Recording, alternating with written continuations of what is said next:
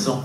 Mais un particulier qui a besoin de faire une analyse sur son logement ou une municipalité sur des logements collectifs, en fait, est-ce que vous intervenez sur ce sujet ou pas? Non, pas mégawatts. Parce que juste en fait ce que vous dites, oui. Excusez-moi, juste vous parliez des artisans qui n'étaient pas hyper formés.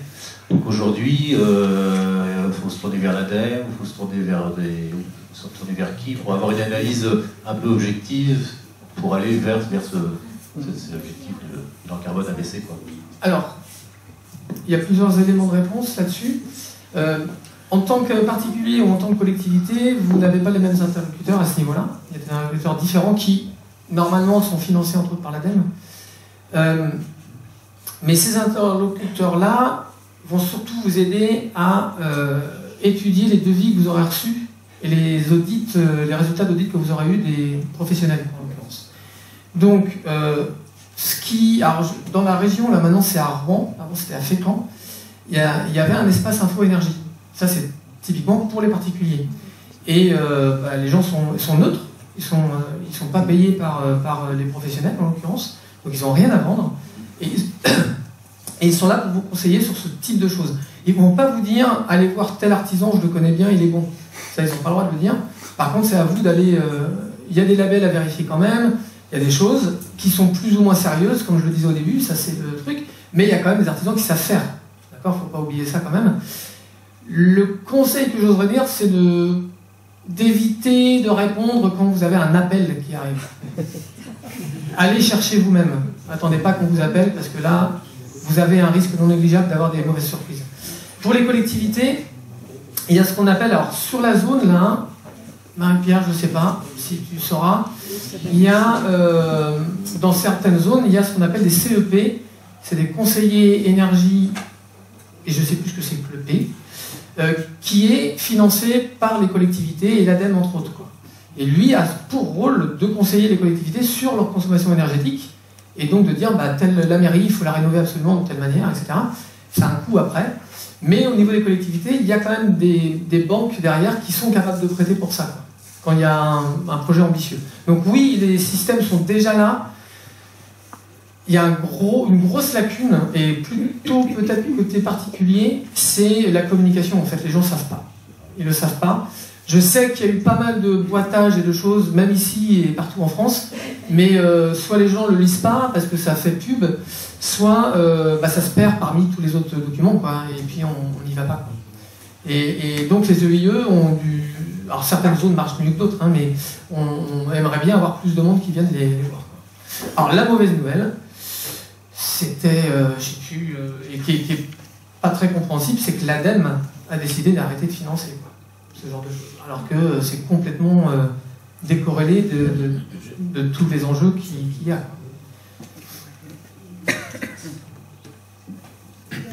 Il y a 1, 2, 3, 4. 4. Donc vous êtes 5. Non, moi je voulais juste, normalement je distribue la parole, mais là je voulais quand même intervenir dans le débat.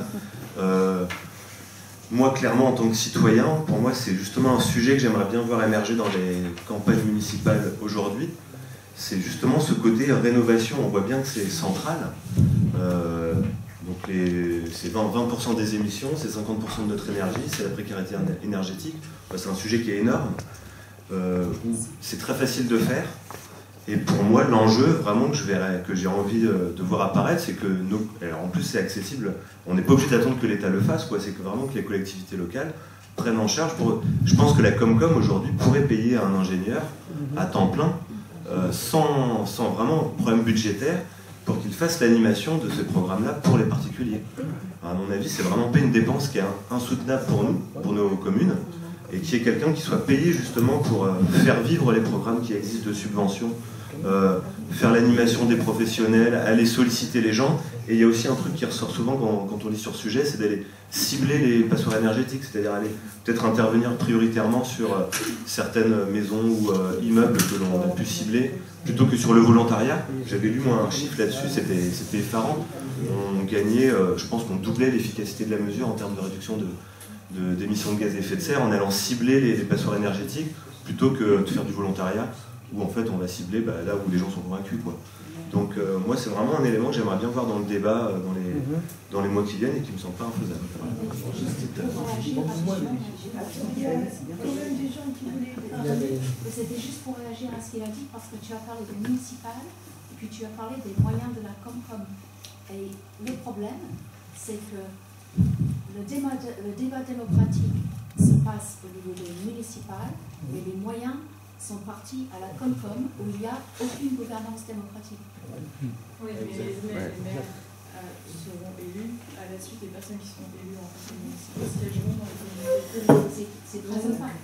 Non mais c'est évident que c'est opaque, mais au moins, là c'est le moment de mettre ça sur la table, quoi. Nous, au niveau du collectif, on commence à essayer de rencontrer les élus, les candidats, donc c'est peut-être le moment de porter cette idée-là, quoi. Bon, il y avait une question là-bas. Pardon, c'est moi qui ai le micro. Ouais. En fait, c'est pas une question, c'est juste un petit précision technique sur la fabrication des éoliennes.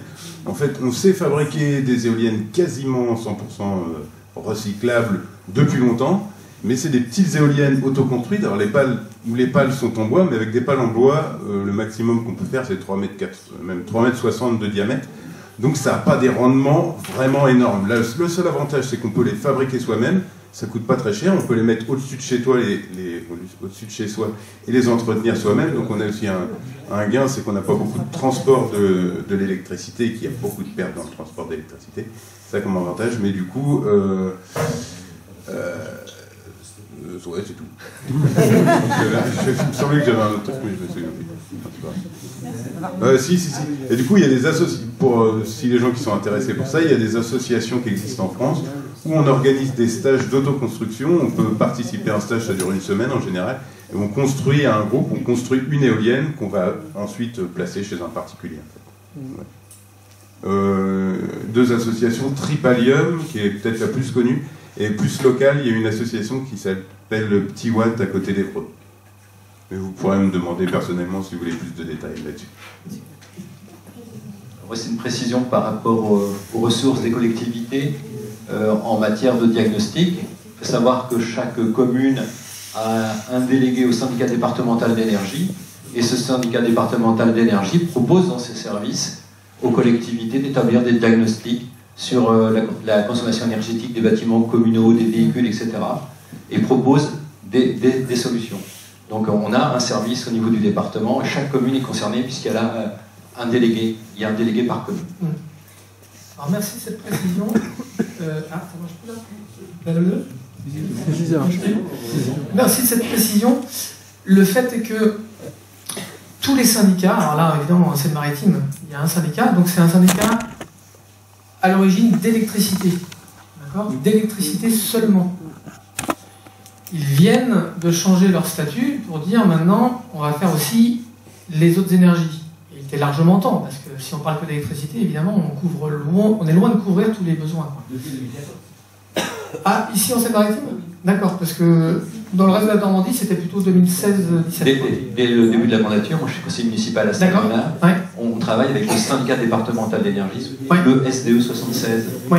Alors c'est un ensemble de communes, mais malheureusement toutes les communes n'en font pas partie. Bon, par exemple, Fécamp ne fait pas partie de ce syndicat. Et à la création de la métropole de Rouen, les 50 ou 54 communes sont sorties de ce syndicat, malheureusement, puisqu'on ne joue plus à ce moment-là la mutualisation, l'effet de financement des grosses communes vers les petites pour l'effacement des réseaux, etc. Sinon, à titre d'exemple, dans ma commune, moi, en tant que conseiller municipal, je n'ai jamais réussi à convaincre les élus de la majorité, je suis un élu de la minorité, je n'ai jamais réussi à les convaincre de faire un diagnostic sur la consommation des bâtiments municipaux. Avec quel contre-argument pour le coup ? C'est qu'on sait ce qu'on a à faire, on a les solutions. Quand on a travaillé sur les sanitaires de la salle communale, on a mis de l'éclairage LED. Voilà, ça c'est la réponse apportée. Alors qu'on c'est une passoire énergétique, c'est du simple vitrage, une salle qui consomme énormément d'énergie. Mais bon, ils n'ont pas envie en fait de travailler dans ce domaine.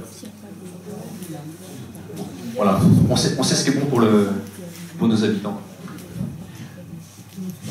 Eh bien, moi c'était juste pour apporter un témoignage en tant que particulier. Avec mon conjoint, on a voulu se lancer dans la rénovation de notre domicile, en fait, qui consiste en 2 maisons anciennes qui n'étaient pas encore reliées à l'intérieur par une porte.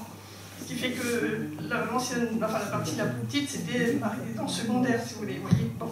Bref, on est donc passé par l'espace info-énergie à Dieppe. Vu la complexité des travaux, on a fait appel à un architecte. Mais, comment dire, dans toute rénovation, il y a beaucoup de surprises. En général, c'est des mauvaises surprises. Résultat des courses, on a je ne sais plus combien de mois de retard. Et puis, ce qui n'a pas été fait dès le début, et ça, c'est là où... enfin, j'en ai pas entendu parler, en tout cas, au début des travaux prévus, c'est, avant toute rénovation dans l'ancien, il faut absolument faire un diagnostic bois. Voilà, parce que on avait commencé à faire, exemple, parce que je ne vais pas tout vous raconter, j'en aurais pour des heures, on a voulu faire isoler notre grenier, qui représente quand même 40 mètres carrés. Et donc, cette partie-là datait de 1864, pour vous dire. Et en fait, on avait choisi justement la laine de bois pour isoler. Donc tout a été fait, sauf que sur l'autre partie, on a eu d'autres problèmes au niveau bois. Là, on a fait appel on a fini, nous, à prendre l'initiative de faire venir un diagnostiqueur, parce que sur la partie du grenier, on nous avait dit non, mais c'est bon, finalement, c'est sec, là maintenant, vous ne craignez plus rien. Ok, bon. Bref, résultat des courses, on en est au point où on fait marcher nos assurances, et parce qu'il faut démonter toute l'isolation qui a été posée. Je ne vais pas vous donner la facture, il y en a pour une certaine somme, bien sûr. Et on espère que la rénovation va être réellement prise en charge par les assurances. Voilà. Et par contre aussi, au début, on ne nous avait pas non plus dit que les tests de... comment on appelle ça, l'étanchéité, c'était à nous de les prendre. Enfin bon, c'était pas prévu non plus dans la facture du début. Ouais. Vous voyez, donc les choses s'accumulent. Et autre chose aussi, bon, j'ai un mari qui bosse dans l'isolation, mais moi j'étais pas très à fond pour la rénovation BBC des vieux bâtiments. J'en reviens, mais enfin au constat du chantier. Et puis en écoutant beaucoup des artisans qui interviennent ou d'autres personnes, on nous dit mais les vieilles maisons c'est pas forcément fait pour avoir le niveau BBC. Parce que ça crée des... ça a des contraintes folles. Voilà. Bon, désolé d'être ce bémol, mais il faut quand même en avoir conscience avant de se lancer. Mais il est évident que... d'abord, il ne s'agit pas de dire que c'est simple. Hein. C'est pas du tout l'idée du propos, c'est pas simple. Et que deux, il y a vraiment des particularités sur le bâti très ancien. Clairement, où il faut y faire très attention. On ne peut pas faire n'importe quoi. Une grosse partie du patrimoine qui est à rénover, c'est celui qui est entre 1900 et 1950. On ne parle pas de celui de 1800 ou 1700. Et je ne dis pas qu'il ne faut pas le rénover, celui-là, il y a des choses à faire, mais les contraintes sur le bois, et comme vous l'avez dit, et sur d'autres matériaux d'origine, quand on isole, ça bouleverse complètement l'humidité et puis tout un tas de choses. Donc effectivement, ça pose des problèmes. D'où le besoin de formation, et j'en passe des meilleurs, quitte à dire il n'est pas rénovable, malheureusement, si ce n'est en le détruisant. Quoi. Donc c'est pas possible. Donc, mais ça pose des soucis, indéniablement, clairement. Alors, et sur ce point-là... Surtout que l'architecte nous a quand même bien poussé à aller vers le BBC. Oui. Et il y a un enjeu sur la rénovation du bâti que je n'ai pas nommé là, mais c'est aussi du domaine on va dire du comportement, de la culture, etc. C'est, on a du patrimoine, ne le gâchons pas par la rénovation.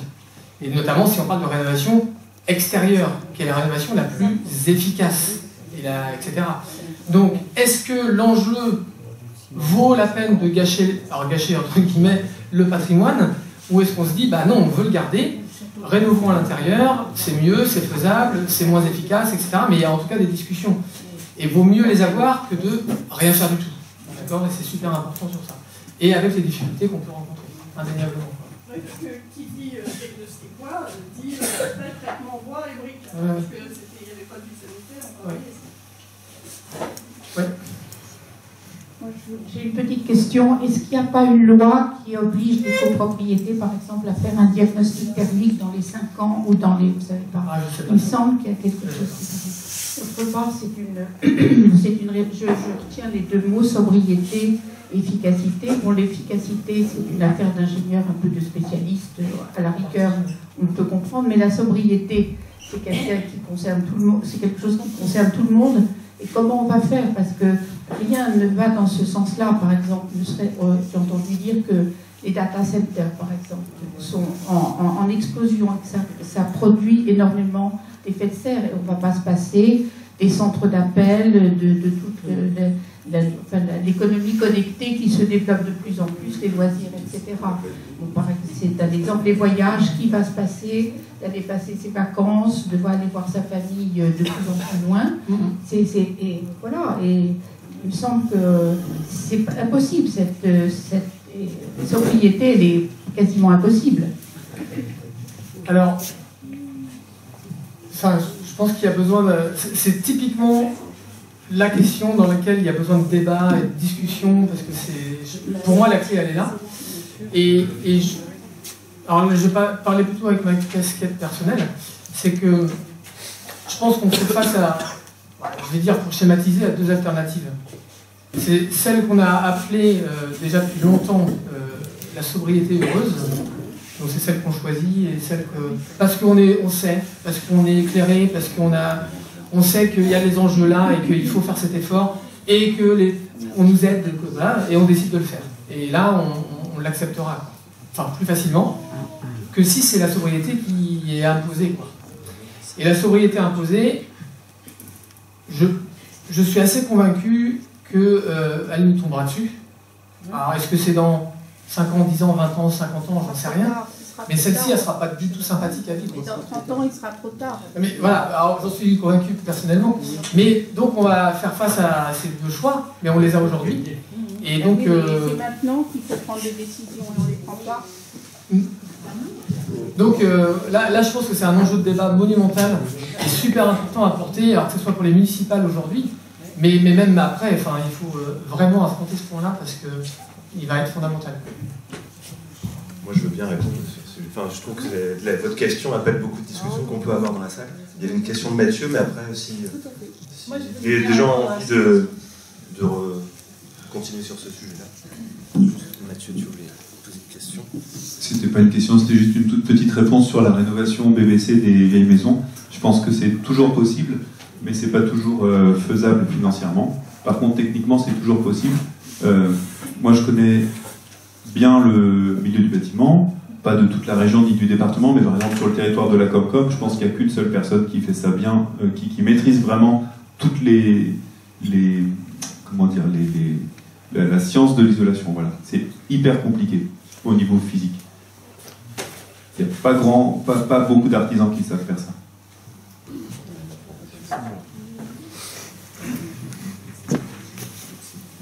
Après, s'il y a d'autres questions ou réactions.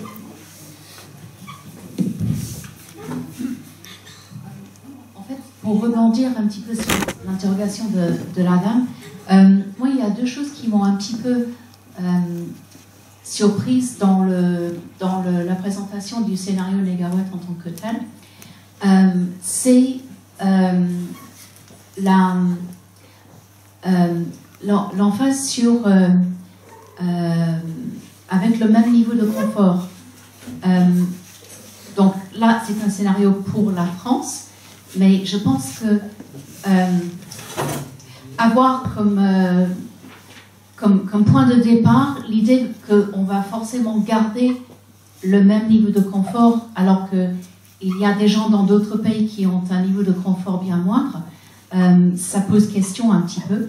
Et l'autre chose qui m'interpelle aussi, alors je sais que l'un des problèmes c'est que Négawatt doit faire, enfin, les gens de l'association et de l'Institut doivent faire du plaidoyer auprès de politiques et d'agents de l'État qui ne sont pas du tout dans le même état d'esprit, mais je trouve que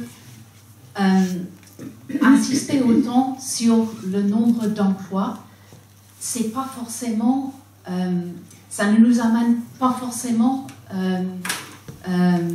dans une direction constructive, parce que l'emploi, chacun a besoin d'avoir une place dans la société, des occupations, etc.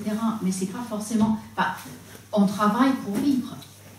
On ne vit pas pour travailler. C'est...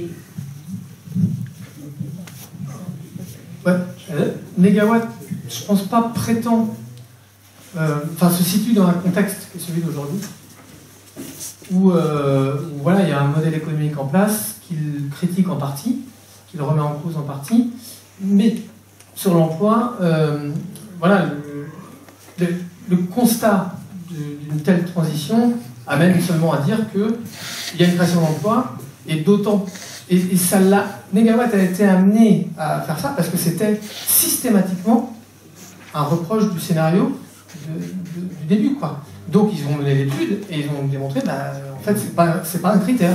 La perte d'emploi n'est pas un critère puisqu'en fait on en crée. Donc ils ont répondu comme ça en fait à cette question-là, alors qu'à l'origine c'était pas leur démarche. Maintenant sur le niveau de confort, je pense qu'il y a toujours la question derrière de dire mais en fait on a des ressources énergétiques locales, renouvelables, qui sont utilisables et il n'y en a pas moins au Congo qu'il y en a en France, quoi. Donc le niveau de confort, alors qu'est le nôtre aujourd'hui, ça ne veut pas dire qu'il n'est pas atteignable au Congo en mettant les moyens de production renouvelables qui sont nécessaires à leurs propres besoins, en fait. Et avec un changement du système capitaliste planétaire, forcément, aussi, donc ça amène des scénarios complémentaires. Le choix du Congo, comme exemple, c'est un rapport avec l'uranium illégal.